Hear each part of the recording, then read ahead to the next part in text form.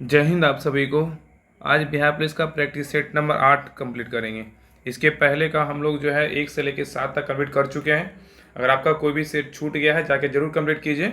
आपका जो है ना सारा प्लेलिस्ट चेक कीजिएगा बिहार पुलिस का प्रैक्टिस सेट, तो आपका सारा जो है ना ज्ञान बिंदु का प्रैक्टिस सेट, प्लेटफॉर्म का और इसका यूथ पब्लिकेशन का हम लोग 7 प्रैक्टिस सेट तक कंप्लीट कर चुके हैं। तो जाके जरूर रिवीजन कीजिए, जितना रिवीजन कीजिएगा आपका बहुत ज़्यादा फायदा होगा। और एग्जाम में जो है ना क्वेश्चन गलती करने का, चाहे टेस्ट लगाते होंगे ना, आपका क्वेश्चन गलती करने का जो है ना पॉसिबिलिटी बहुत कम जाएगा। इसलिए ज़रूर ज्वाइन कीजिए, सब क्लास को देखिए। अगर आपको लगता है टेस्ट देना है तो बिहार पुलिस का फुल प्रैक्टिस से टेस्ट होता है शाम में 3 बजे, और शाम में यूटिलिटी का 7 बजे होता है, तो उसको भी टेस्ट दिया कीजिए। क्योंकि अगर आप टेस्ट लगाइएगा ना, तो अगर जितना टेस्ट लगाइएगा आपके नज़र से जितना क्वेश्चन जाएगा ना, आपका जो है एक तरह से कन्फ्यूजन दूर होगा और ज़्यादा एक तरह से जो है ना सही करने का जो है पॉसिबिलिटी बढ़ जाएगा क्वेश्चन सही करने का। तो ज़रूर टेस्ट ग्रुप से ज्वाइन कीजिए। और पीडीएफ अगर इसका चाहिए तो हम इसका ये सारा ऑल पीडीएफ जो है ना इसका 15 सेट का भेज चुके हैं अपने टेलीग्राम चैनल पे। तो जरूर ज्वाइन कीजिए, इसका डिस्क्रिप्शन में लिंक डाल देंगे, आप लिंक पे क्लिक करके ज्वाइन कर लीजिएगा। चलिए प्रैक्टिस सेट नंबर 8 स्टार्ट करते हैं। और वीडियो को लास्ट तक जरूर देखिएगा। अगर आप लास्ट तक वीडियो को देखते हैं ना, सारा क्लास को देखते हैं, सारा क्वेश्चन को, आपका सारा क्वेश्चन जो है ना एक बार में हम सारा क्वेश्चन याद करवा देंगे। क्योंकि हर क्वेश्चन को हम ना 1 से 2-3 बार हम रिपीट करते हैं। और आप सारा फोकस आप क्लास के ऊपर रखते हैं तो आपका सारा क्वेश्चन जो है ना याद हो जाएगा। अगर आपको वीडियो क्लास पसंद आए तो ज़रूर लाइक शेयर सब्सक्राइब जरूर कीजिए। हर जगह क्लास को जो है ना शेयर जरूर कीजिए, क्योंकि बहुत मेहनत से जो है आप लोग की क्लास लाया जाता है। तो चलिए स्टार्ट करते हैं। क्वेश्चन नंबर 1 कह रहा है क्वेश्चन नंबर 1 कह रहा है कि भारतीय संविधान को कब अंगीकृत किया गया था, बताइए। बहुत अच्छा क्वेश्चन है। कह रहा है कि भारतीय संविधान को कब अंगीकृत किया गया था। तो एक का राइट आंसर होगा ऑप्शन नंबर क्या होगा, तो बी होगा। क्या होगा, ऑप्शन नंबर बी, 26 नवंबर 1949 को किया गया था। तो भारतीय संविधान को कब अंगीकृत किया गया था, 26 नवंबर 1949 को किया गया था। क्वेश्चन नंबर ए 2 पे क्वेश्चन नंबर 2 कह रहा है कि भारतीय संविधान में फर्स्ट पास्ट द पोस्ट सर्वाधिक मत प्राप्त व्यक्ति की विजय का प्रावधान किस देश के संविधान से अंगीकृत किया गया है। तो 2 का राइट आंसर होगा ऑप्शन नंबर सी, क्या होगा, ब्रिटेन से। क्या होगा, ब्रिटेन से, याद रखिएगा। तो बहुत अच्छा क्वेश्चन है। कह रहा है कि भारतीय संविधान में फर्स्ट पास्ट द पोस्ट सर्वाधिक मत प्राप्त व्यक्ति की विजय का प्रावधान किस देश के संविधान से अंगीकृत किया गया था, तो ब्रिटेन से किया गया था। क्वेश्चन नंबर 3 पे क्वेश्चन नंबर 3 कह रहा है कि भारतीय संविधान की किस अनुसूची में राज्यों व केंद्रशासित प्रदेशों और उनके अधिक्षेत्रों की सूची शामिल है, बताइए क्या होगा। क्वेश्चन कह रहा है कि भारतीय संविधान की किस अनुसूची में राज्यों व केंद्रशासित प्रदेशों और उनके अधिक्षेत्रों की सूची शामिल है। तो 3 का राइट आंसर होगा ऑप्शन नंबर सी, क्या है, पहली अनुसूची। क्या है, पहली अनुसूची में शामिल है, याद रखिएगा, पहली अनुसूची में। वर्तमान में जो है ना, वर्तमान समय में भारतीय संविधान में जो है ना कुल 12 अनुसूचियाँ, याद रखिएगा। वर्तमान समय में भारत में जो है ना कुल 12 अनुसूचियाँ हैं, याद रखिएगा। और अगर पूछेगा ना कि 8वीं अनुसूची में किसका वर्णन है, तो इसमें जो है 8वीं अनुसूची में भारत की 22 भाषाओं का उल्लेख किया गया है। 8वीं अनुसूची में टोटल जो है ना 22 भाषाओं का उल्लेख किया गया है। अगर पूछेगा 12वीं में क्या है, 12वीं अनुसूची में, तो इसमें जो है संविधान की 12वीं अनुसूची में शहरी क्षेत्र की स्थानीय स्वशासन संस्थाओं की कार्य करने के लिए कुल 18 विषय का प्रदान किया गया है। अगर पहली अनुसूची का बात करें तो भारतीय संविधान की पहली सूची में भारत के राज्यों और जो जितना राज्य है 28 राज्य और केंद्रशासित प्रदेशों जितना 8 केंद्रशासित प्रदेश है और उनके अधिक्षेत्रों की सूची शामिल है पहली अनुसूची में। अगर यहाँ पे 5वीं सूची का बात करें तो इसमें विभिन्न अनुसूचित क्षेत्रों और अनुसूचित जनजाति के प्रशासन और नियंत्रण के बारे में उल्लेख किया गया है। ये सब जो है ना इंपॉर्टेंट पॉइंट याद रखिएगा। क्वेश्चन नंबर 4 पे क्वेश्चन नंबर 4 कह रहा है कि 4 मूलभूत अधिकारों में से एक का चयन करें जो भारत के नागरिकों और विदेशियों के लिए उपलब्ध होता है, बताइए। कह रहा है कि 4 मूलभूत अधिकारों में से एक का चयन करें जो भारत के नागरिकों और विदेशियों के लिए जो उपलब्ध है। तो क्या होगा, देखिए इसका क्वेश्चन छोटा कर देना, बहुत बड़ा क्वेश्चन है। देखिए इसका जो है ना 4 का राइट आंसर का ऑप्शन नंबर डी होगा। क्या होगा, ऑप्शन नंबर डी, धार्मिक मामलों का प्रबंधन करने की स्वतंत्रता जो है ना अनुच्छेद 26 में है। तो कह रहा था कि 4 मूलभूत अधिकारों में से एक चयन करें, 4 को मूलभूत अधिकारों में से एक का चयन करें जो भारत के नागरिकों और विदेशियों के लिए दोनों को उपलब्ध होता है। तो भारत विदेशी के दोनों को उपलब्ध है ना, ये धार्मिक मामलों का प्रबंधन करने की स्वतंत्रता अनुच्छेद 26 में ये सभी दोनों को उपलब्ध है। लेकिन सिर्फ भारतीयों को है धर्म, कुल, लिंग, जाति या जन्म स्थान अनुच्छेद 15 के आधार पर भेदभाव का निषेध होगा, ये सिर्फ भारतीयों का है। और नेक्स्ट है कि सार्वजनिक रोजगार के विषय में अवसर की समानता अनुच्छेद 16 में ये सिर्फ भारतीयों को दिया गया है। और नेक्स्ट है ना सी नंबर कह रहा है कि भाषा, लिपि और अल्पसंख्यकों की संस्कृति का संरक्षण अनुच्छेद 29 में है। ये तीनों जो है ना सिर्फ भारतीयों को है, लेकिन ये अगर डी का ऑप्शन देखते हैं तो यहाँ पे धार्मिक मामलों का प्रबंधन करने की स्वतंत्रता जो है अनुच्छेद 26 में है। ये भारत और विदेशियों को दोनों को प्राप्त है। क्वेश्चन नंबर है 5 पे, क्वेश्चन नंबर 5 कह रहा है, क्वेश्चन नंबर 5 कह रहा है कि भारत गणराज्य में वित्तीय आपात स्थिति किसके द्वारा घोषित की जा सकती है। कह रहा है कि भारत गणराज्य में वित्तीय आपात स्थिति किसके द्वारा घोषित की जा सकती है। तो 5 का राइट आंसर होगा ऑप्शन नंबर ए, क्या होगा, राष्ट्रपति। क्या होगा, राष्ट्रपति। तो भारत गणराज्य में वित्तीय आपात स्थिति जो है ना राष्ट्रपति के द्वारा क्या होती है, घोषित की जा सकती है। तो भारत गणराज्य में वित्तीय आपात स्थिति जो है राष्ट्रपति द्वारा घोषित की जा सकती है। क्वेश्चन नंबर 6 पे, क्वेश्चन नंबर 6 कह रहा है, क्वेश्चन नंबर 6 कह रहा है कि लोकसभा में उन सदस्यों की कुल संख्या कितनी है जिन्हें राज्यों के विभिन्न चुनाव क्षेत्रों में सीधे जनता द्वारा चुना जाता है। कह रहा है कि लोकसभा में उन सदस्यों की कुल संख्या कितनी है जिन राज्यों में के विभिन्न चुनाव क्षेत्रों में सीधे जनता के द्वारा चुना जाता है।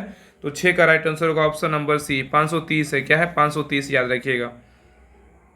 क्वेश्चन नंबर 7 पे, क्वेश्चन नंबर 7 कह रहा है कि नीति आयोग, क्वेश्चन नंबर 7 कह रहा है, क्वेश्चन नंबर 7 कह रहा है कि नीति आयोग भारत सरकार का एक पॉलिसी थिंक टैंक है, इसने किसकी प्रतिस्थापित किया है, बताइए। कह रहा है नीति आयोग भारत सरकार का एक पॉलिसी थिंक टैंक है, इसने किसको प्रतिस्थापित किया। तो 7 का राइट आंसर होगा ऑप्शन नंबर क्या होगा, डी, योजना आयोग को। योजना आयोग को पता है ना, योजना आयोग के स्थान पे जो 2015 में नीति आयोग को लाया गया, आपको पता ही। इसका right answer option number D होगा। वही क्वेश्चन नंबर 8 पे, क्वेश्चन नंबर 8 कह रहा है कि भारतीय राजनीतिक गठबंधन, कह रहा है कि भारतीय राजनीतिक गठबंधन एनडीए का पूर्ण रूप क्या है, बताइए।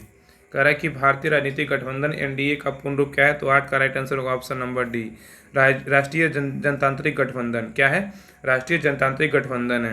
क्वेश्चन नंबर 9 पे, कह रहा है कि ये सब किसका है, बीजेपी सब जो है ना, जदयू, ये सब टीडीपी, ये सब सभी का गठबंधन जो है ना एनडीए है।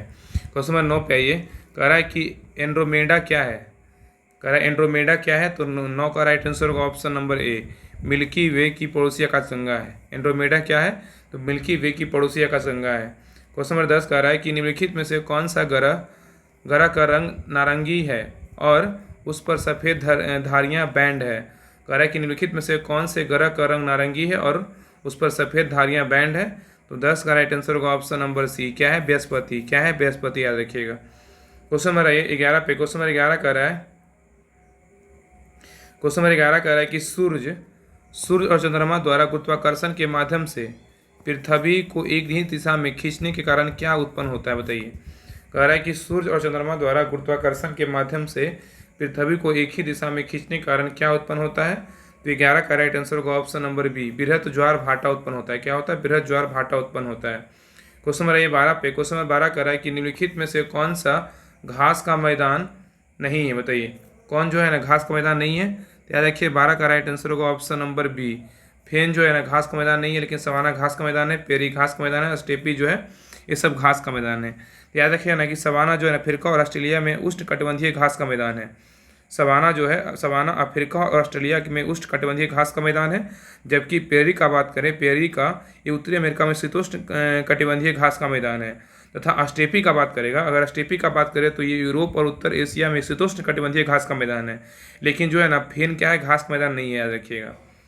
क्वेश्चन नंबर 13 पे, क्वेश्चन नंबर 13 कह रहा है कि निम्नलिखित में से किस शहर को ब्लू सिटी के नाम से जाना जाता है। कह रहा है कि निम्नलिखित में से किस शहर को ब्लू सिटी के नाम से जानते हैं। तो 13 का राइट आंसर होगा ऑप्शन नंबर सी, जोधपुर। किसको जानते हैं, जोधपुर को, याद रखिएगा, जोधपुर को। क्वेश्चन नंबर 14 पे, क्वेश्चन नंबर 14 कह रहा है कि नेत्रिनी द्वीप कहाँ स्थित है, बताइए। नेत्रिनी द्वीप कहाँ अवस्थित है। 14 का राइट आंसर होगा ऑप्शन नंबर क्या होगा, सी। क्या है, लक्षद्वीप। क्या है, लक्षद्वीप में स्थित है। नेत्रिनी द्वीप कहाँ अवस्थित है, तो लक्षद्वीप में स्थित है। क्वेश्चन नंबर 15 पे कि यमुना और गोमती नदी किसकी सहायक नदियाँ हैं। आप लोग जो वीडियो को ना हर जगह शेयर कीजिए, क्या कीजिए, आप लोग करते ही नहीं शेयर, हर ग्रुप में शेयर कर दिया कीजिए आप लोग क्लास को। क्वेश्चन नंबर 15 कह रहा है कि यमुना और गोमती नदी किसकी सहायक नदियाँ हैं। तो 15 का राइट आंसर होगा ऑप्शन नंबर डी, किसका है, तो गंगा का है। यमुना और गोमती जो है ना गंगा की सहायक नदियाँ, याद रखिएगा। नेक्स्ट क्वेश्चन नंबर आइए 16 पे, क्वेश्चन नंबर 16 कह रहा है कि लेटराइट मिट्टी मुख्य रूप से किस में पाई जाती है, बताइए। कर लेटराइट मिट्टी मुख्य रूप से किस में पाई जाती है। 16 का राइट आंसर होगा ऑप्शन नंबर डी होगा, कर्नाटक में। लेटराइट मिट्टी कहाँ पाई जाती है, तो मुख्य रूप से जो है ना लेटराइट मिट्टी कर्नाटक में पाई जाती है। तो लेटराइट मिट्टी मुख्य रूप से कर्नाटक में पाई जाती है। क्वेश्चन नंबर 17 पे यही कह रहा है कि भारत का एकमात्र नौसेना विमान संग्रहालय कह रहा है कि भारत का एकमात्र नौसेना विमानन संग्रहालय नेवल एविएशन म्यूजियम इनमें से किस राज्य में स्थित है, बताइए। तो 17 का राइट आंसर होगा ऑप्शन नंबर, याद रखिएगा, ये स्थित है इधर है, ये गोवा में स्थित है। कहाँ है? गोवा में, याद रखिए। 17 का राइट आंसर होगा ऑप्शन नंबर डी होगा, क्या हो? गोवा में स्थित है, गोवा में। तो याद रखिएगा कि भारत का एकमात्र नौसेना विमानन संग्रहालय जो है नेवल एविएशन म्यूजियम गोवा राज्य में वास्को डिगामा से 6 किलोमीटर दूरी पर बोलमालो में स्थित है। यह संग्रहालय भारतीय वायुसेना के विकास को प्रदर्शित करता है। क्वेश्चन नंबर 18 पे, क्वेश्चन नंबर 18 कर रहा है कि हड़प्पा के लोग निम्नलिखित में से किसकी पूजा नहीं करते थे। कहा कि हड़प्पा के लोग निम्नलिखित भगवान में से किसकी पूजा नहीं करते थे, हड़प्पा के लोग। तो 18 का राइट आंसर होगा ऑप्शन नंबर बी, विष्णु की पूजा नहीं करते थे लेकिन शिव की करते थे, कबूतर करते, स्वास्तिका करते थे। तो कह रहा है क्वेश्चन में ना कि हड़प्पा के लोग निम्नलिखित भगवान में से किसकी पूजा नहीं करते थे, विष्णु का पूजा नहीं करते थे, शिव का करते थे, कबूतर करते, स्वास्तिका करते थे। क्वेश्चन नंबर 19 पे, क्वेश्चन नंबर 19 कह रहा है कि बौद्ध तीर्थ स्थान दांत का मंदिर कहाँ स्थित है, बताइए। कह रहा है कि बौद्ध तीर्थ स्थान दांत का मंदिर कहाँ स्थित है। तो 19 का राइट आंसर होगा ऑप्शन नंबर बी, कहाँ स्थित है? श्रीलंका में स्थित है। तो बौद्ध तीर्थ स्थान दांत का मंदिर कहाँ स्थित है? श्रीलंका में स्थित है। क्वेश्चन नंबर 20 पे, क्वेश्चन नंबर 20 कह रहा है कि चंद्रगुप्त प्रथम के बाद गुप्त साम्राज्य की बागडोर किसने संभाली। कह रहा है कि चंद्रगुप्त प्रथम के बाद गुप्त साम्राज्य की बागडोर किसने संभाली। तो 20 का राइट आंसर होगा ऑप्शन नंबर बी, क्या होगा? समुद्रगुप्त। क्या होगा? समुद्रगुप्त, याद रखिएगा। क्वेश्चन नंबर 21 पे, क्वेश्चन नंबर 21 कह रहा है कि मीनाक्षी मंदिर कहाँ स्थित है, बताइए। मीनाक्षी मंदिर कहाँ स्थित है? 21 का राइट आंसर होगा ऑप्शन नंबर ए, तमिलनाडु में स्थित है। कहाँ है? तमिलनाडु में। नेक्स्ट क्वेश्चन नंबर 22 पे, 22 नंबर क्वेश्चन कह रहा है कि डैश लगभग 84 वर्ष तक उपमहाद्वीपीय में शासन करने वाली प्रथम मुस्लिम वंश था। कह रहा है कौन सा वंश जो है लगभग 84 वर्ष तक उपमहाद्वीपीय में शासन करने वाला प्रथम मुस्लिम वंश था। तो 22 का राइट आंसर होगा ऑप्शन नंबर डी, क्या है? गुलाम वंश। गुलाम वंश लगभग 84 वर्ष तक उपमहाद्वीपीय में शासन करने वाला प्रथम मुस्लिम वंश था। क्वेश्चन नंबर 23 पे, क्वेश्चन नंबर 23 कह रहा है कि विशिष्टाद्वैत दर्शन के संस्थापक कौन थे। विशिष्टाद्वैत दर्शन के संस्थापक कौन थे? 23 का राइट आंसर होगा ऑप्शन नंबर डी, रामानुजाचार्य हैं। कौन है? रामानुजाचार्य हैं। विशिष्टाद्वैत का बोलेगा तो रामानुजाचार्य हैं। विशिष्ट भगवान कौन है? राम भगवान है ना, तो याद रखिए विशिष्टाद्वैत बोलेगा तो रामानुजाचार्य हैं। क्वेश्चन नंबर 24 का ये कह रहा है कि अकबर जो है ना कितने वर्ष की आयु में पंजाब का शासक बना था। बताइए, कह रहा है कि अकबर कितने वर्ष की आयु में पंजाब का शासक बना था। तो 24 का राइट आंसर होगा ऑप्शन नंबर सी, 13 वर्ष की अवस्था में। तो अकबर जो है ना 13 वर्ष की आयु में पंजाब का शासक बना था। क्वेश्चन नंबर 25 पे 25 नंबर क्वेश्चन कह रहा है कि किला मुबारक स्मारक कहाँ स्थित है, बताइए। आंसर आप लोग दिया कीजिए, आप लोग आंसर देते ही नहीं है। आप लोग आंसर दीजिएगा बताइएगा ना कि हाँ ये क्वेश्चन हमको याद था, तो अपने आप में अनुभव कीजिए कि कौन सा क्वेश्चन हमको याद रहा था। बाकी अगर इसका पीडीएफ अगर लगाए होंगे ना सीट, तो आप उसको जो देखिए कि आपको देखे होंगे कि हाँ मेरा कौन सा क्वेश्चन नहीं बना है। और यहाँ भी कोशिश कीजिए आंसर देने का, या तो फिर अपने आप में अनुभव कीजिए कि कौन सा हमको क्वेश्चन का आंसर आ रहा है, कौन नहीं आ रहा है। और ध्यानपूर्वक अच्छे से जो है ना सारा फोकस एकदम क्लास के ऊपर रखिए, तभी आपका जो है दिमाग में घुस पाएगा। ऐसे जो है ना आधा ध्यान इधर रखिए, आधा ध्यान उधर रखिए, कुछ नहीं होने वाला है। और वीडियो को जब स्टार्ट करते हैं ना शुरू से लेके, तब पूरा लास्ट तक क्लास को देखा कीजिए, तभी कुछ फायदा होने वाला है। क्वेश्चन 25 कह रहा है ना कि किला मुबारक स्मारक कहाँ स्थित है। तो 25 का राइट आंसर होगा ऑप्शन नंबर डी, कहाँ है? पंजाब में स्थित है। कहाँ है? पंजाब में, याद रखिएगा। क्वेश्चन 26 कह रहा है कि टीपू सुल्तान मस्जिद कहाँ स्थित है, बताइए। टीपू सुल्तान मस्जिद कहाँ स्थित है। तो 26 का राइट आंसर होगा ऑप्शन नंबर सी, कोलकाता में स्थित है। टीपू सुल्तान मस्जिद कहाँ स्थित है? कोलकाता में स्थित है। क्वेश्चन नंबर 27 पे यही कह रहा है कि सती प्रथा पर प्रतिबंध लगाने के लिए किस वर्ष में अधिनियम पारित किया गया था। कह रहा है सती प्रथा पर प्रतिबंध लगाने के लिए किस वर्ष में अधिनियम पारित किया गया था। तो 27 का राइट आंसर होगा ऑप्शन नंबर सी, 1829 में। क्या होगा? 1829 में। नेक्स्ट क्वेश्चन नंबर 28 कह रहा है कि रॉलेट एक्ट को किस वर्ष पारित किया गया था, बताइए। कह रहा है कि रॉलेट एक्ट को किस वर्ष पारित किया गया था। तो 28 का राइट आंसर होगा ऑप्शन नंबर 1919 में पारित किया गया था। कब किया गया था? 1919 में पारित किया गया था। तो रॉलेट एक्ट 1919 ईस्वी में ब्रिटिश सरकार द्वारा राष्ट्रीय आंदोलन को दबाने हेतु लागू किया गया था। अब वही क्वेश्चन नंबर 29 पे, क्वेश्चन नंबर 29 कह रहा है कि डैश आंदोलन को अगस्त क्रांति के रूप में जानते हैं। किस आंदोलन को जो है अगस्त क्रांति के रूप में जानते हैं। तो 29 का राइट आंसर होगा ऑप्शन नंबर क्या होगा? तो डी होगा। भारत छोड़ो आंदोलन को जो है ना, भारत छोड़ो आंदोलन को अगस्त क्रांति के रूप में जानते हैं। भारत छोड़ो आंदोलन को अगस्त क्रांति के रूप में जाना जाता है। क्वेश्चन नंबर 31 पे 30 पे क्वेश्चन कर रहा है, 30 नंबर क्वेश्चन कह रहा है कि अवध के इनमें से किस नवाब ने लखनऊ में बड़ा इमामबाड़ा का निर्माण करवाया था। कह रहा है कि अवध के इनमें से किस नवाब ने लखनऊ में बड़ा इमामबाड़ा का निर्माण करवाया था। तो 30 का राइट आंसर होगा option number A, Asaf ud Daula, क्या होगा? आसफ उदौला। आसफ उदौला जो है ना, कह रहा है कि आसफ उदौला अवध के इनमें से अवध के जो है ना आसफ उदौला जो है लखनऊ में बड़ा इमामबाड़ा का निर्माण करवाया था। क्वेश्चन नंबर 31 पे, क्वेश्चन नंबर 31 कह रहा है कि कौन सा क्षेत्र भारत में कृषि के बाद दूसरा सबसे बड़ा जो है ना नियोक्ता क्षेत्र है? कह रहा है कि कौन सा क्षेत्र भारत में कृषि के बाद दूसरा सबसे बड़ा नियोक्ता क्षेत्र है? तो 31 का राइट आंसर होगा ऑप्शन नंबर डी, वस्त्र जो है ना, वस्त्र क्षेत्र भारत में कृषि के बाद दूसरा सबसे बड़ा नियोक्ता क्षेत्र है। पहला बोलेगा तो कृषि और दूसरा बोलेगा तो वस्त्र है। क्वेश्चन नंबर 32 पे कह रहा है कि भारतीय मुद्रा के नोट कहाँ मुद्रित किए जाते हैं? बताइए, भारतीय मुद्रा के नोट कहाँ मुद्रित किए जाते हैं? तो 32 का राइट आंसर होगा option number C, Nashik Maharashtra में। कहाँ? नासिक महाराष्ट्र में। अब आइए क्वेश्चन नंबर 33 पे कह रहा है कि थीम आधारित करेंसी नोट के संबंध में नई नीति के अनुसार 200 रुपये के नोट पर छापा कि जो है ना किसका भारत की सांस्कृतिक विरासत का प्रतीक है? कह रहा है कि थीम आधारित करेंसी नोट के संबंध में नई नीति के अनुसार 200 रुपये के नोट पर छपा किसका जो है ना भारत की सांस्कृतिक विरासत का प्रतीक है? तो 33 का राइट आंसर होगा ऑप्शन नंबर, याद रखेगा 33 का राइट आंसर होगा ऑप्शन नंबर डी होगा। क्या है? सांची का स्तूप है। क्या है? सांची का स्तूप, याद रखिएगा। क्या है? सांची का स्तूप है, याद रखिएगा। क्वेश्चन नंबर ए, इस पे कुछ इंपॉर्टेंट याद रखिएगा। अगर यहाँ पे पूछेगा ना कि 200 रुपये पे तो सांची का स्तूप है, अगर यहाँ पे 500 रुपये का बोलेगा तो 500 रुपये किसका? दिल्ली का लाल किला है। 500 रुपये बोलेगा दिल्ली का लाल किला है। अगर 2000 रुपये बोलेगा तो मंगलयान है। वो तो बंद ही कर दिया गया 2000, लेकिन कभी एग्जाम में पूछ दे कि 2000 रुपये किसका चित्र अंकित था, तो मंगलयान का था। अगर 100 का बात करें, 100 रुपये किसका है? रानी का वाव का है। 50 रुपये की बात करें, 50 रुपये किसका है? तो हाथी का रथ है, हम्पी का रथ है।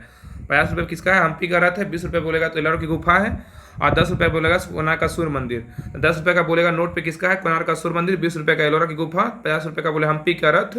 और 100 रुपये का बोलेगा तो रानी की वाव। और 2000 रुपये का बोलेगा तो मंगलयान। 500 रुपये का बोलेगा दिल्ली का लाल किला। 200 रुपये का बोलेगा सांची का स्तूप है।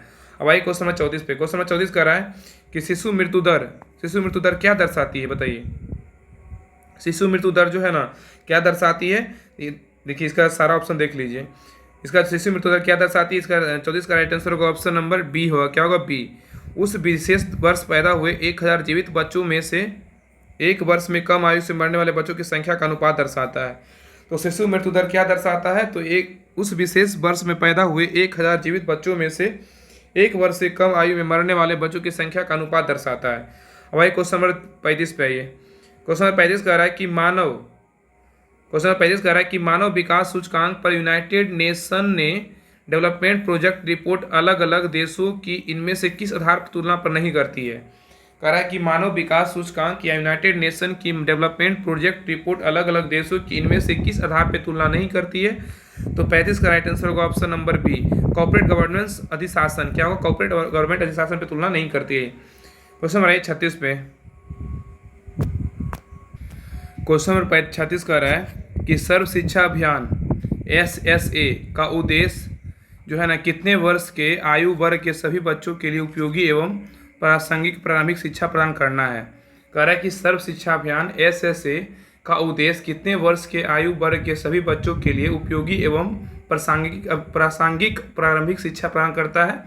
तो 36 का राइट आंसर होगा ऑप्शन नंबर बी, 6 से 14 वर्ष। क्या होगा? 6 से 14 वर्ष। क्वेश्चन नंबर आइए 37 पे। 37 नंबर क्वेश्चन कह रहा है कि दुनिया भर में निवेश आकर्षित करना और भारत के विनिर्माण क्षेत्र का सुदृढ़ करना इनमें से किसका मुख्य उद्देश्य था? बताइए।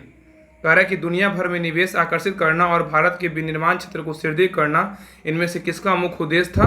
तो 37 का राइट आंसर होगा option number C, make in India का है। किसका है? मेक इन इंडिया का है, याद रखिएगा। क्वेश्चन नंबर आइए 38 पे। क्वेश्चन नंबर 38 कह रहा है कि भारत सरकार की प्रसिद्ध सार्वजनिक क्षेत्रक इकाई भेल का पूर्ण रूप क्या है? बताइए, भेल का पूर्ण रूप क्या है? तो 38 का राइट आंसर होगा option number D, Bharat heavy electric limited है। भेल का पूर्ण रूप क्या है? तो भारत हैवी इलेक्ट्रिक लिमिटेड है। और भेल का जो स्थापना हुआ था ना 1964 में हुआ था। कब हुआ था? 1964 में, याद रखिएगा।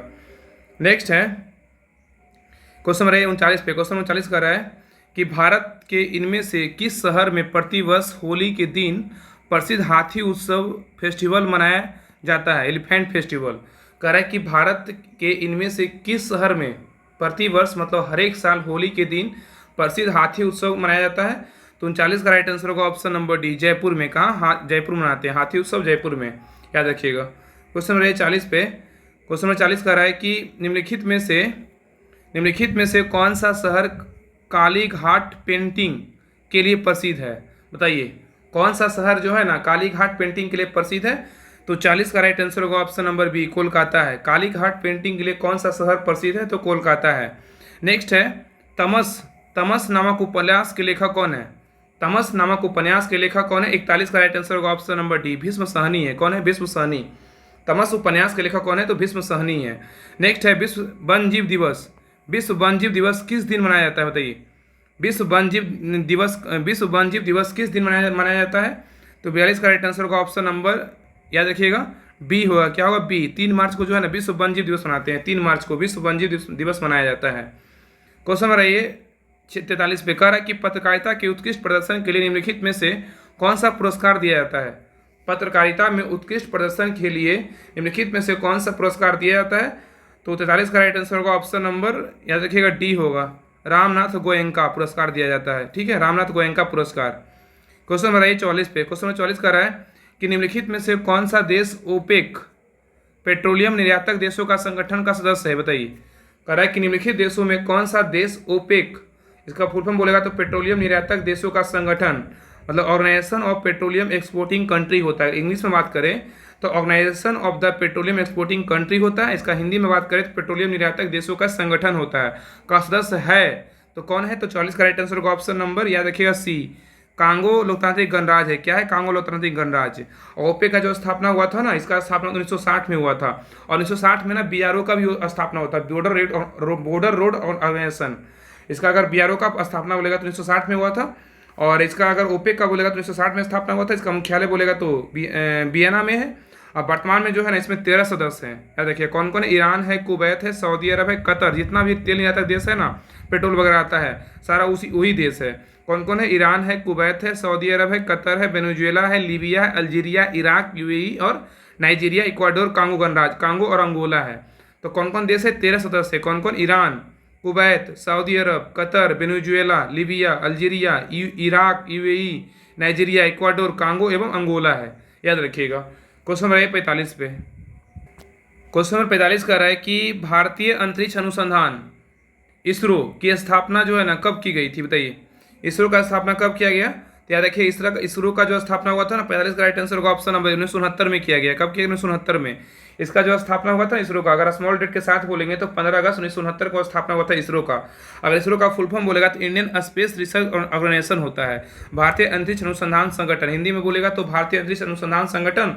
अगर इंग्लिश का बात करेगा ISRO का, तो इंडियन स्पेस रिसर्च ऑर्गेनाइजेशन इसका फुल फॉर्म होता है। और इसका स्थापना हुआ था 15 अगस्त 1969 का स्थापना हुआ था इसरो का।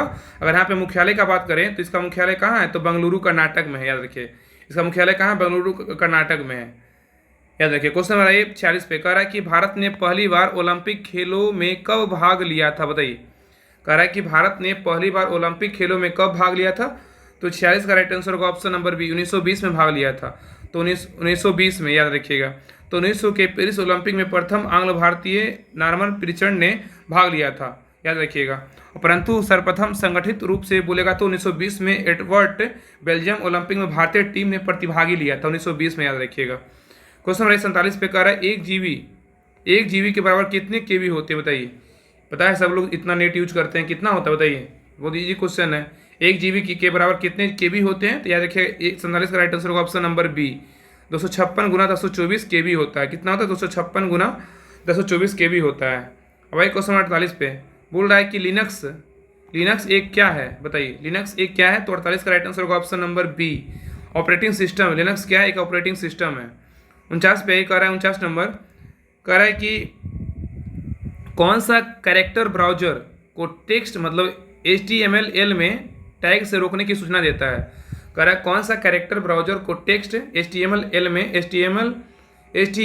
में टैग से रोकने की सूचना देता है? तो 49 का राइट आंसर होगा ऑप्शन नंबर ए, स्लैश। क्या होगा? स्लैश। कैरेक्टर ब्राउजर को HTML टेक्स्ट टैग को रोकने की सूचना देता है, इसे स्लैश कहते हैं। इसको क्या कहते हैं? स्लैश कहते हैं। याद रखिएगा। नेक्स्ट है क्वेश्चन नंबर 50 पे। 50 नंबर क्वेश्चन कर रहा है कि निम्नलिखित में से किस प्रक्रिया के लिए MS ऑफिस जो है ना Ctrl+Z कमांड दिया गया है? बताइए। कह रहा है कि निम्नलिखित में से किस प्रक्रिया के लिए MS ऑफिस Ctrl+Z कमांड दिया गया है? तो 50 का राइट आंसर होगा ऑप्शन नंबर, याद रखिएगा, बी, अंडू। क्या होगा? अंडू। Ctrl+ अगर Z दबाएंगे ना तो आप इसका अंडू हो जाएगा, मतलब कोई भी अगर लिखा हो रहा है तो अथी हो जाएगा, अंडू हो जाएगा। क्वेश्चन नंबर 50 पे एक 50 नंबर तो हो गया। 51 नंबर क्वेश्चन पे आइए, कह रहा है कि 51 नंबर की पार्सेक किसके मापन के लिए इकाई है, बताइए। पार्सेक जो है ना किसके मापन के लिए एक इकाई है, तो 51 का राइट आंसर होगा ऑप्शन नंबर डी, लंबाई का है। किसका है, लंबाई का। नेक्स्ट 52 नंबर क्वेश्चन कह रहा है कि निम्नलिखित में से कौन सा ऊर्जा रूपांतरण है जो प्रकाश संश्लेषण नामक प्रक्रिया में होता है। कह रहा है कि निम्नलिखित में से कौन सा ऊर्जा रूपांतरण है जो प्रकाश संश्लेषण नामक प्रक्रिया में से होता है, तो 52 का राइट आंसर होगा ऑप्शन नंबर सी, क्या होगा, प्रकाश ऊर्जा को रासायनिक ऊर्जा में। तो निम्नलिखित में से कौन सा ऊर्जा रूपांतरण है जो प्रकाश संश्लेषण नामक प्रक्रिया में होता है, तो प्रकाश ऊर्जा से रासायनिक ऊर्जा में। नेक्स्ट क्वेश्चन पे आइए, कह रहा है कि किस कारण से वायु के बुलबुले तरल पदार्थ में उड़ते हैं, बताइए। कह रहा है किस कारण से वायु के बुलबुले तरल पदार्थ में उड़ते हैं, तो 53 का राइट आंसर होगा ऑप्शन नंबर बी, श्यानता और उत्प्लावन। क्या होगा, श्यानता और उत्प्लावन। नेक्स्ट क्वेश्चन पे आइए, कह रहा है कि सूर्य द्वारा उत्सर्जित प्रकाश का रंग कैसा होता है, बताइए। सूर्य द्वारा उत्सर्जित प्रकाश का रंग कैसा होता है, तो 54 का राइट आंसर होगा ऑप्शन नंबर ए, सफेद होता है। सूर्य द्वारा उत्सर्जित प्रकाश का रंग कैसा होता है, तो सफेद होता है। अब वही क्वेश्चन नंबर 55 पे, क्वेश्चन नंबर 55 कह रहा है कि निम्नलिखित में से किस कारक में कमी के कारण, किस कारक में कमी होने से बाष्पीकरण की दर में वृद्धि होती है, बताइए। कह रहा है बहुत अच्छा क्वेश्चन है। कह रहा है निम्नलिखित में से किस कारक में कमी होने से बाष्पीकरण की दर में वृद्धि होती है, तो 55 का राइट आंसर होगा ऑप्शन नंबर डी, आर्द्रता। क्या होगा, आर्द्रता, याद रखिएगा। 56 नंबर क्वेश्चन पे कह रहा है कि परमाणु बंध क्यों बनाते हैं, बताइए। परमाणु बंध क्यों बनाते हैं, तो 56 का राइट आंसर होगा ऑप्शन नंबर ए, स्थितिज ऊर्जा को घटाने और स्थिरता प्राप्त करने के लिए जो है ना परमाणु बंध बनाते हैं। तो परमाणु बंध क्यों बनाते हैं, स्थितिज ऊर्जा को घटाने और स्थिरता प्राप्त करने के लिए। नेक्स्ट क्वेश्चन हमारे 57 पे कह रहा है कि समुद्री जल में प्रचुर मात्रा में पाए जाने वाले नमक का रासायनिक नाम क्या है। कह रहा है कि समुद्री जल में प्रचुर मात्रा में पाए जाने वाले नमक का रासायनिक नाम क्या है, तो 57 का राइट आंसर होगा ऑप्शन नंबर क्या होगा, सी, सोडियम क्लोराइड है। क्या है, सोडियम क्लोराइड। समुद्री जल में प्रचुर मात्रा में पाए जाने वाले नमक का रासायनिक नाम क्या है, तो सोडियम क्लोराइड है। नेक्स्ट क्वेश्चन 58 कह रहा है कि निम्नलिखित में से फास्फोरस का कौन सा रूप सबसे ज़्यादा प्रतिक्रियाशील है। कह रहा है निम्नलिखित में से फास्फोरस का कौन सा रूप सबसे ज़्यादा प्रतिक्रियाशील है, तो 58 का राइट आंसर होगा ऑप्शन नंबर बी, श्वेत फास्फोरस है। क्या है, श्वेत फास्फोरस। क्वेश्चन नंबर 59 पे कह रहा है कि डैश व्यापक रूप में ईंधन के रूप में उपयोग किया जाता है और संपीड़ित प्राकृतिक गैस का एक प्रमुख घटक है, कौन सा है, बताइए। क्या है, 59 का राइट आंसर होगा ऑप्शन नंबर सी, क्या है, मीथेन।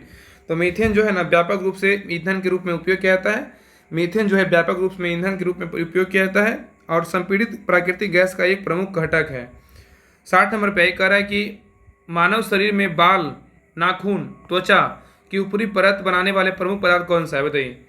कह रहा है कि मानव शरीर में बाल, नाखून, त्वचा की ऊपरी परत बनाने वाले प्रमुख पदार्थ कौन सा है, तो 60 का राइट आंसर होगा ऑप्शन नंबर ए, कैरोटीन है। क्या है, कैरोटीन।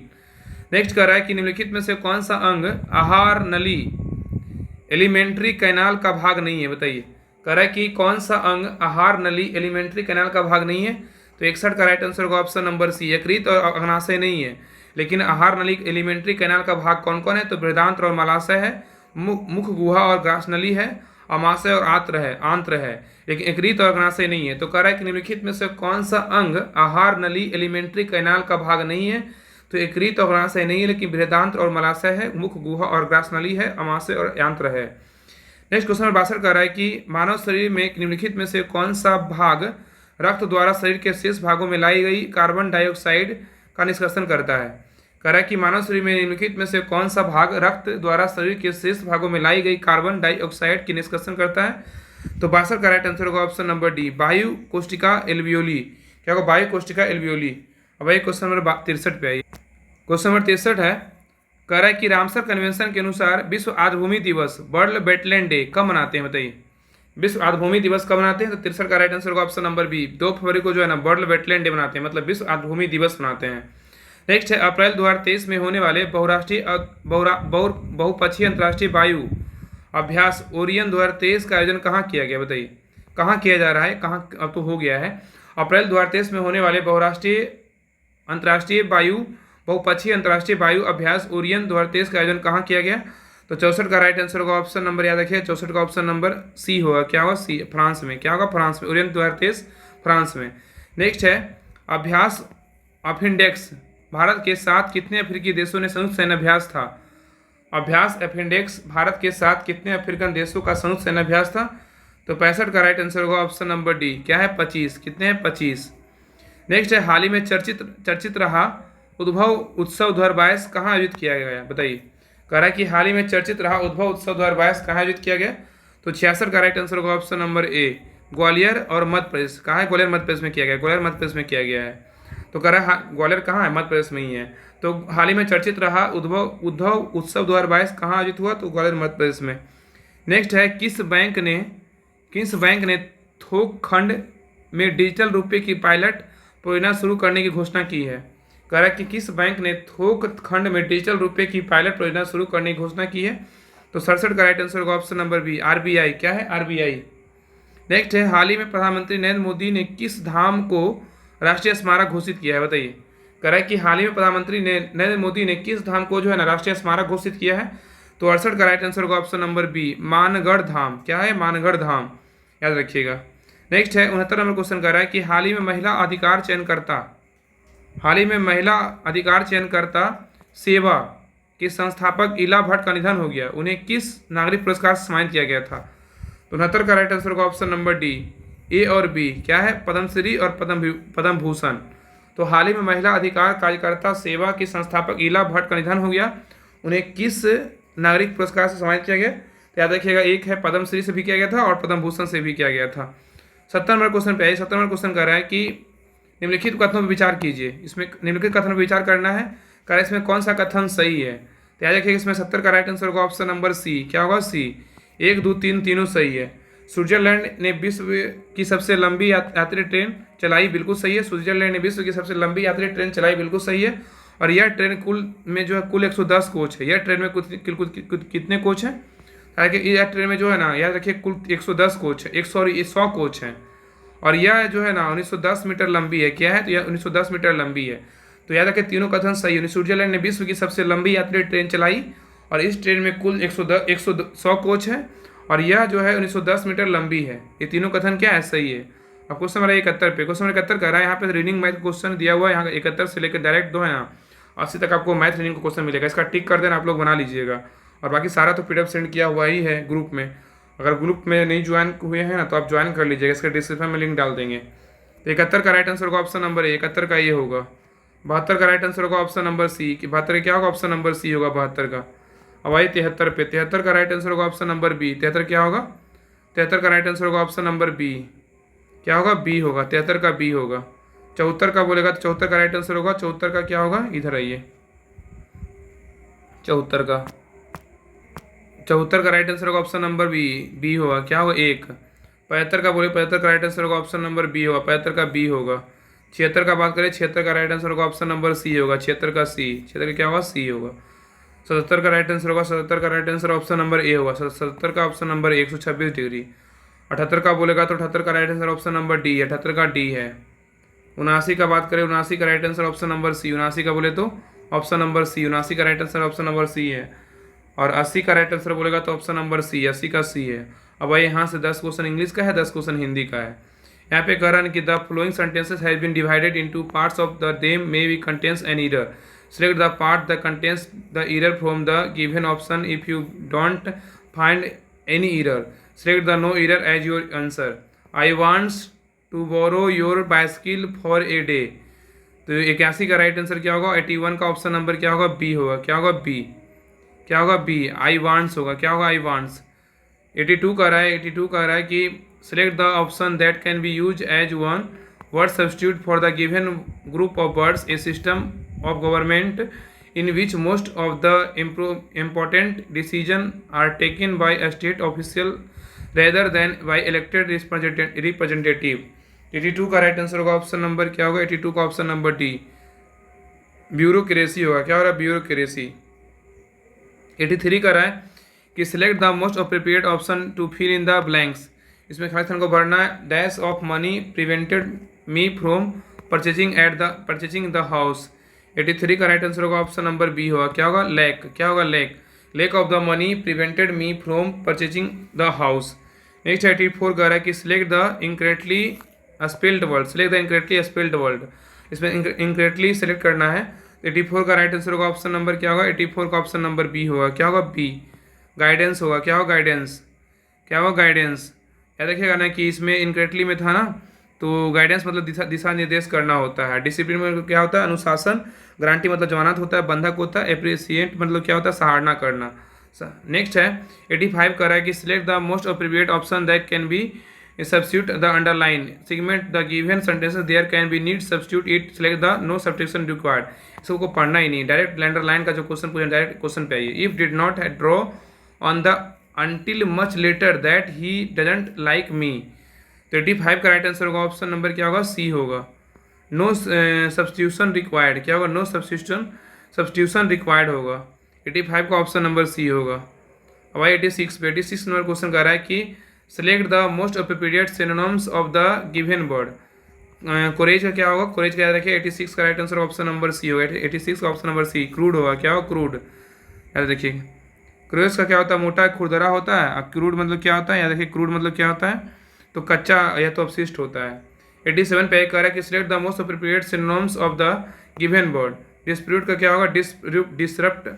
डिसरप्ट के क्या होगा, 87 का राइट आंसर होगा ऑप्शन नंबर, याद रखिएगा 87 का ऑप्शन नंबर सी होगा। डिस्टर्ब होगा। डिस्टर्ब का क्या होगा, डिसरप्ट का क्या होगा, डिस्टर्ब होगा। क्या होगा, डिस्टर्ब का डिस्टर्ब होगा। नेक्स्ट है 88 कर रहा है कि parts of the given sentences has been given as the option 1 the contains grammatical error. इसमें एरर छाटना है ना। कर रहा है select the option that has the error. India has produce many well known scientist we have received accolades all over the world. इसका 88 का जो है राइट आंसर होगा ऑप्शन नंबर 88 का ए होगा। इंडिया हैज प्रोड्यूस्ड क्या होगा, इंडिया हैज प्रोड्यूस्ड। 89 कर रहा है कि select the most appropriate option to fill in the blanks. कह रहा है it's believe that physical exercise is dash for creating a balance between the body and the minds. तो 89 का ऑप्शन नंबर क्या होगा, बी होगा। 89 का क्या होगा, ऑप्शन नंबर बी। याद रखिए बी होगा, क्या होगा, बी। इसेंशियल होगा, क्या होगा, इसेंशियल। याद रखिए इसेंशियल होगा। तो यहाँ पे जो है 98 का था ना, 80 कितना 89 था, 89। यहाँ पे क्या होगा, एसेंशियल। उपयुक्त वाक्य में रिक्त स्थानों में एसेंशियल जो है ना, अनिवार्य मूलतः भूत का प्रयोग उपयुक्त अर्थ होता है, अन्य क्रम से अर्थ भिन्न है। डिमांडिंग मतलब क्या होता है, मांग करना। फोर्सफ्यूल मतलब क्या होता है, तो सशक्त। और इंकरेज मतलब क्या होता है, बढ़ा हुआ। 90 नंबर क्वेश्चन पे कह रहा है कि select the option that can be use as one word substitute for the given group of words a building where monks live as a community. तो 90 का right answer option number B होगा। क्या होगा, मोनेस्ट्री। क्या होगा, monastery. Next है Hindi question पे आइए। 10 क्वेश्चन हिंदी का दे रहा था हर सेट के पीछे। जो बुक में है ना, थोड़ा सा आपको इजी क्वेश्चन आपको जीके का ही लगता है, लेकिन बाकी जितना श्री दिया हुआ है ना, सारे सेगमेंट एक तरह से अच्छे तरीके से सेट किया हुआ है। 10 हिंदी, 10 इंग्लिश, 10 मैथ रीडिंग और 3-4 कंप्यूटर क्वेश्चन, ये सब अच्छे तरीके से जो है ना इस सेट में अरेंज किया हुआ है। तो इस सेट को हल्के मत लीजिए, अच्छे से जो है रिविजन कीजिए, बहुत फायदा करेगा एग्जाम में। 91 का रहा है ना कि इप्सित शब्द का विलोम क्या है। इप्सित शब्द का विलोम क्या है, तो 91 का ऑप्शन नंबर होगा ए, अनिप्सित होगा, अनिक्षिप्त होगा। 92 का रहा है धातु पर किसका प्रत्यय जोड़कर वर्तमान कृतंक बनते हैं। धातु पर किसका प्रत्यय जोड़कर वर्तमान कालिक कृतंक बनते हैं, तो 92 का राइट आंसर होगा ऑप्शन नंबर डी, त। क्या होगा, त। याद रखिए क्या होगा, त। नेक्स्ट 93 का रहा है कि देवीच्छा को संधि विच्छेद क्या होगा। देवीच्छा का सही संधि विच्छेद क्या होगा, तो 93 का ऑप्शन नंबर क्या होगा, सी, देवी जो इच्छा, देवीच्छा, देवी जो इच्छा, देवीच्छा। 94 कह रहा है कि जंगल में लगने वाली आग वाक्यांश का एक शब्द बतलाएं। बताइए, जंगल में लगने वाली आग वाक्यांश शब्द का एक शब्द बताएं। 94 का राइट आंसर होगा ऑप्शन नंबर डी, दावानल है। क्या है, दावानल। जंगल में लगने वाली आग बोलेगा दावानल, पेट में लगने वाली आग बोलेगा जठर नल, और समुद्र में लगने वाली आग को बोलेगा तो बड़वा नल होता है। ठीक है, तीनों याद रखिएगा। नेक्स्ट 95 का है सकल का अर्थ क्या होता है। सकल का अर्थ क्या होता है, तो 95 का ऑप्शन नंबर होगा सी, संपूर्ण और अंश। क्या होगा, संपूर्ण और अंश। 96 कह रहा है कि अभिराम का अर्थ निरंतर होता है, परंतु इसके समरूपी शब्द अभिराम का अर्थ क्या होता है। बताइए, अभिराम का अर्थ होता है निरंतर होता है, परंतु इसके समरूपी शब्द अभिराम का अर्थ होता है। तो 96 का ऑप्शन नंबर क्या होगा, सी होगा, सुंदर। क्या होगा, सुंदर। याद रखिएगा। 97 कर रहा है नेक्स्ट कर रहा है कि 97 की अंबर का अर्थ आकाश होता है। अंबर का अन अर्थ क्या होगा, बताइए। अंबर का अर्थ आकाश होता है, अंबर का अन अर्थ क्या होता है। 97 का ऑप्शन नंबर ए होगा, वस्त्र होता है। क्या होता है, वस्त्र। अंबर का अर्थ आकाश होता है, अंबर का अन अर्थ क्या होता है, तो वस्त्र होता है। नेक्स्ट है 98 कह रहा है कि कोटि का अर्थ श्रेणी होता है। कोटि का अर्थ अन अर्थ होता है क्या? कोटि का अर्थ श्रेणी होता है, कोटि का अन अर्थ क्या होगा? तो 98 का ऑप्शन नंबर क्या होगा? 98 का ऑप्शन नंबर सी करोड़ है। क्या है? करोड़। नेक्स्ट है 99 पे एक कह रहा है 99 नंबर क्वेश्चन, कि निम्नलिखित में से चांद का परिभाषित शब्द कौन सा? बताइए चांद का परिभाषित शब्द क्या होगा? तो 99 का ऑप्शन नंबर क्या होगा? सी राकेश है। क्या है? राकेश। नेक्स्ट है 100 नंबर क्वेश्चन है, लास्ट क्वेश्चन कर रहा है 100 नंबर, कि खुदा गंजे का नाखून ना दे, कहावत का अर्थ क्या है? खुदा गंजे को नाखून ना दे, कहावत का अर्थ क्या है? तो 100 का राइट आंसर होगा ऑप्शन नंबर ए, ओछे आदमी का धन और अधिकार पाना ठीक नहीं है। खुदा गंजे को नाखून ना दे, कहावत का अर्थ क्या है? तो ओझे आदमी का धन और अधिकार पाना ठीक नहीं है। तो ये सेट नंबर था 8, सेट नंबर 8 कंप्लीट हो गया है। बाकी इसके पहले का जो भी सेट हुआ है ना, बाकी सारे सेट को अच्छे से रिवीजन किया कीजिए।